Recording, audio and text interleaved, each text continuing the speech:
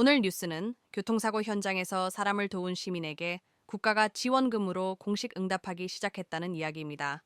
2025년 12월 15일부터 시행된 정부 시행령 제279회 따라 교통사고 부상자를 돕고 응급치료를 지원하거나 병원으로 이송한 개인은 사건 한 건당 최대 500만 동, 조직은 최대 1천만 동까지 지원을 받을 수 있습니다. 더 자세한 내용을 보고 싶으시면 좋아요와 구독 한 번씩 부탁드립니다. 먼저 사건입니다. 그동안 베트남 사회에는 선의를 베풀고도 오히려 화를 입는다는 두려움이 존재해 왔습니다.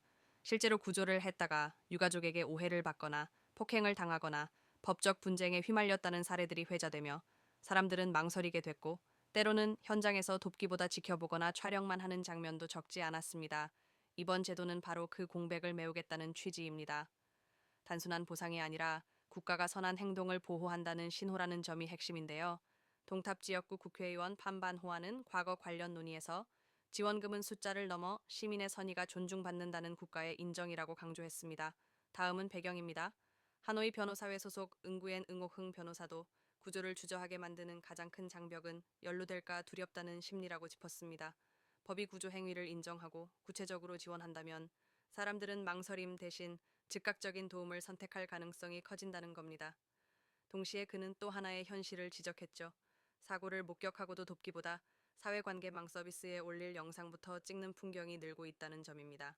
제도는 이런 문화를 되돌리는 작은 장치가 될 수 있습니다. 다만 좋은 제도일수록 질문이 따라옵니다. 혹시 돈 때문에 악용되진 않을까라는 우려입니다.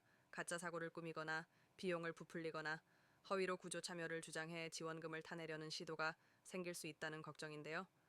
은구엔 은곡흥 변호사는 이런 걱정이 근거 없는 상상은 아니라고 인정하면서도 소수 가능성 때문에 정책의 방향을 부정해선 안 된다고 말합니다. 대신 해법은 검증의 연결입니다.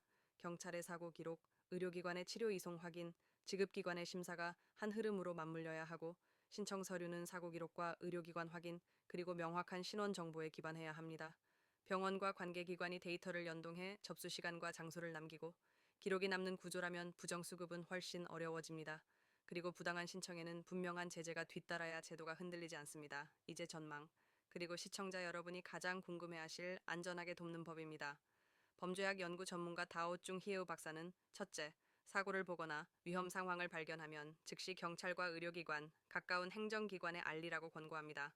둘째, 가능하면 주변 사람을 더 모아 함께 돕되 목격자를 확보해 오해와 분쟁의 가능성을 줄이라고 말합니다.